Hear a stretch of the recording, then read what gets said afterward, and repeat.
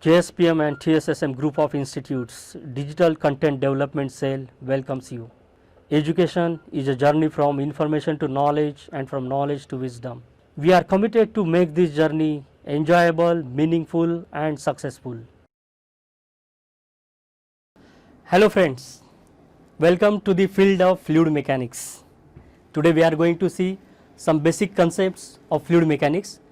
But before that, let us try to understand what is fluid and what is mechanics.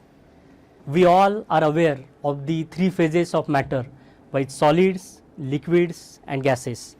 Now if we combine the liquid phase and gaseous phase together, it is referred to as fluid. And mechanics is a mathematical science of motion and forces. Now before we go ahead with the properties of fluid, let us try to understand the definition of fluid. There are two types of definitions of fluid. One is crude definition and the other is most technical definition. If you see the crude definition of fluid, it can be defined, fluid can be defined as the substance which is capable to flow. But this is not sufficient, because in desert sand flows when wind blows. So we cannot treat sand as a fluid.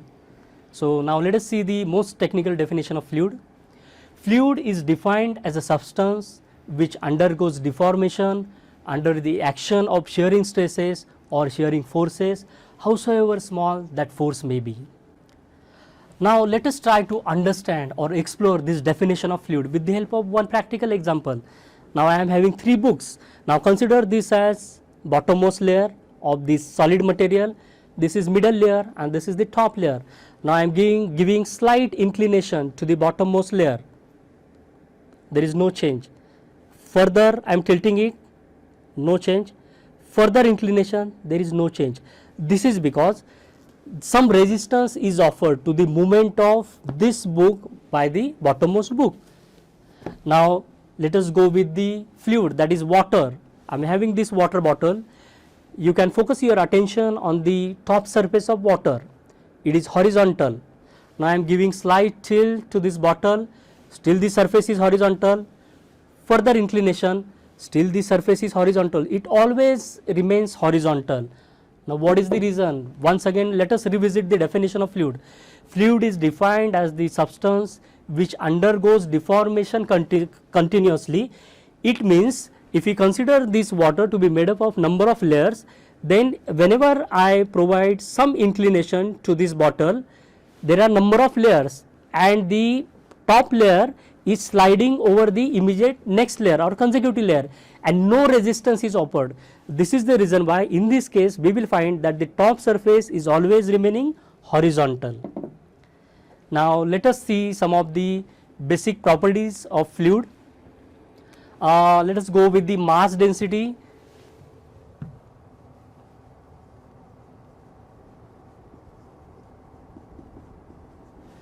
It is denoted by letter rho and it is defined as mass per unit volume.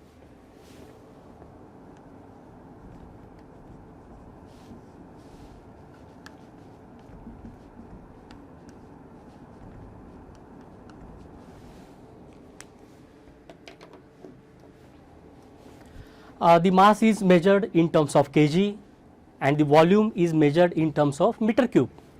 Now if we consider the fluid as water, then for water I can represent the mass density as rho w and the value is 1000 kg per meter cube. It means if I take the volume of 1 meter cube of water, then the weight of this much volume of water is 1000 kg. Now the density can be expressed with other units also. Now let me express this mass density of water in terms of kg per liter. So it is 1000, kg is as it is, so kg. Now if I want to express denominator in terms of liter, then I must convert this meter cube into liter. We know 1 meter cube is equal to 1000 liter. So this is 1000 liter. So this gets cancelled out and the answer is 1 kg per liter. Now I want to express the mass density in terms of grams per ml. So I am converting 1 kg into equivalent grams. The answer is 1000 grams, and I am also converting the liters into equivalent milliliters. So 1 liter is equal to 1000 milliliters or ml. You will find the answer is, so again the answer is 1 gram per ml, that is 1 gram per milliliter. Now I want to express the mass density in terms of gram per cc, that is gram per centimeter cube. So I am converting this 1 kg per liter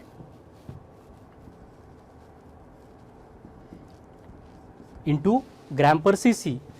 So it is equal to 1000 grams and 1 liter is equal to 1000 cc or 1000 centimeter cube. Again the answer is 1 gram per cc. So everywhere you will find this is 1 kg per liter, this is 1 gram per ml, and this is 1 gram per cc. So the question arises whether it's a coincidence or there is some logic behind. Yes friends, there is some logic behind, because while devising the measurement system wherein we have the MKS system, the water at STP, that is water at standard temperature and pressure, has been considered as standard fluid, and considering this as base, the whole measurement system has been devised. This is the reason why everywhere you will find 1 kg per liter is equal to 1 gram per ml is equal to 1 gram per cc. Now let us talk something about the measurement of mass density. We have different methods. Number one, if you can measure the volume of that liquid, and if you can find out its weight or its mass, then simply you have to take the ratio of mass and volume. The another method to measure the density or mass density of liquid is use of hydrometer. You just have to put the hydrometer into the liquid of which density is to be measured, and the marking on the hydrometer will show you the value of density.